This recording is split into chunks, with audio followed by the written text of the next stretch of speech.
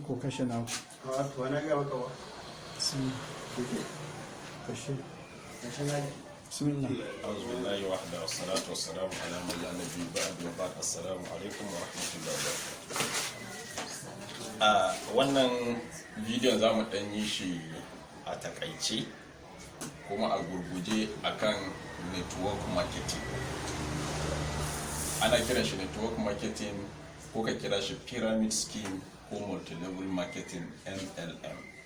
Duk sunan shi ne wayannan sunaye ne wanda mutum zai iya zama hawa kan intanet ya duba.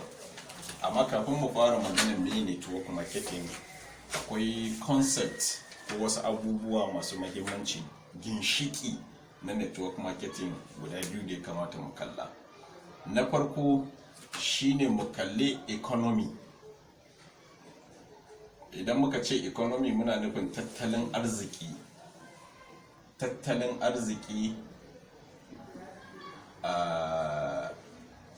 wato a da can har zuwa yanzu. Lokacin da mutum ya fahimci taya ake arziki da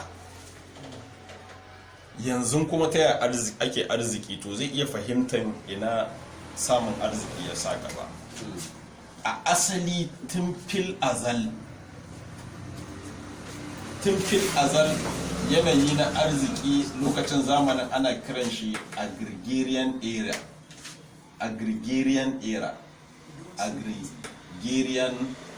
era wato wannan wani zamani ne wanda kowa yana da sana'arsa, ba wani wanda yake neman sana'a.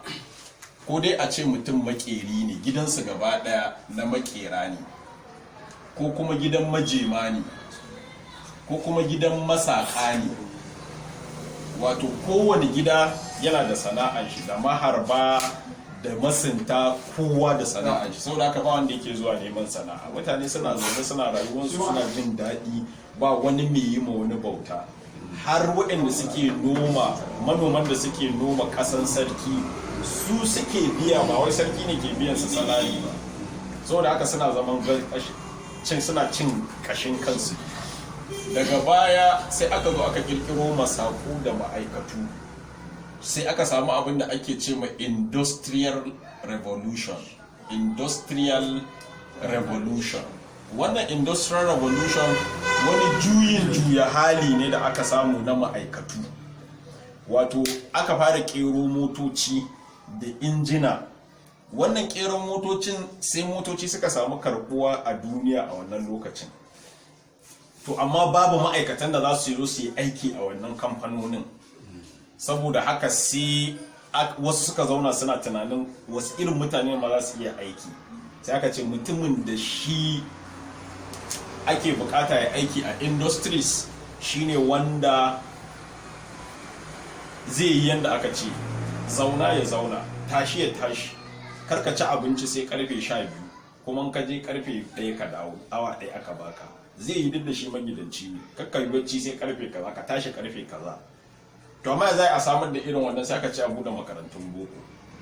Aka bude makarantun boko a wancan lokacin. Makarantun boko yake karbuwa da ƙyar da wahala da tirsasawa mutane suka shiga boko. Sai ya zamana waɗanda suka shiga bokon, idan ka je kana boko a wannan lokacin, kafin ka gama ba kai kake gama kana neman aiki ba. Kan ka gama ne za ga takaddun neman aiki kamar 5 ko 10 suna jiran in ka gama ka zo kamfanin mu ka yi aiki. To idan ka zo kamfani, duk kamfanin da za ka je za su yi maka alkawari na gaskiya, kuma haka abin yake. Na farko za a baka salarin da baka isa kashe shi a wata ba. Na biyu za a baka gida, a baka mota, a baka direba, a baka kuku mai dafa maka abinci.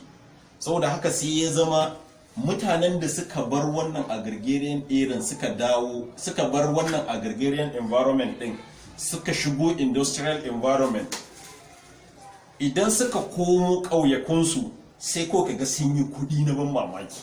Ku da kuka ƙi zuwa sai ku gane cewa su ba tsaran ku bane. Saboda haka sai mutane sai suka ringa tuntuɗowa daga wannan gurin suna shigowa nan gurin.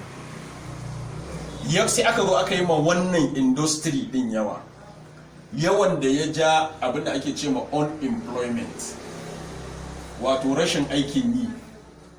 ba ma'aikatan ba sa iya ɗaukan yawan mutanen da suka ko kuma ka kira shi underemployment. Shi underemployment shine ga aikin da an baka amma ya zama je kana yi ka, saboda kai a matsayinka mun ce da in kana da digiri za a baka gida, a baka mota, a baka waye, a baka salarin da ba za ka iya kashe shi a wata ba. To yanzu kuma sai ya zama da digirinka ana biyan ka 12,000 ko 13,000, in ka ci sa'a kana karban 50,000. So da haka sai zama salarin kullum mai aikin salari a bashi yake karewa. Ana cikin wannan matsalan ba a gama ba sai masu industries din ba suka fara yin wani abu.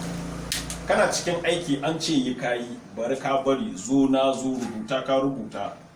Saboda yawan waɗanda ake yayewa daga jami'o'i, sai mai industry sai ga cewa a yanzu wane da ya kai matsayin director a kamfanin nan nake biyan shi wajen 500,000, inda zan sallame shi in ɗauko sabon graduate wanda ya gama jami'a yanzu da 50,000 ma sai min aikin.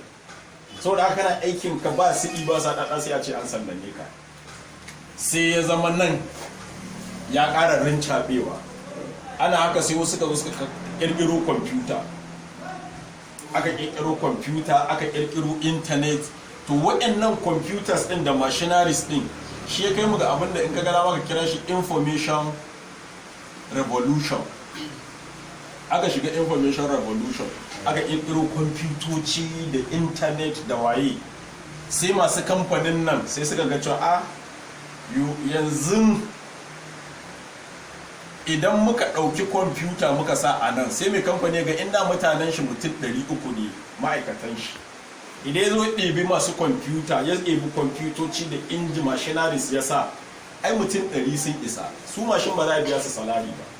So da aka sai sake koran mutum 200 daga nan gurin, sai su zo su ƙara ƙaruwa a nan, sai rashin aiki yi yawa. To sai wasu masu basira sai suka ga kai, ana cikin nan yanzu an wuce wannan agrarian era, duk wanda yake operating a nan kusan dole ya talauci, ko noma ne za ka yi da taki irin na da na shanu, kasan kawai dole ba abin da ba ka noma ne kai. Haka industrial era an wuce nan, sai aka yanzu abin da ake ciki shine connected, an shiga abin da ake ce ma connected revolution, ko ka kira shi revolution ko ka kira shi connected economy. Ne ma'anan connected economy? Ne ma'anan connected economy?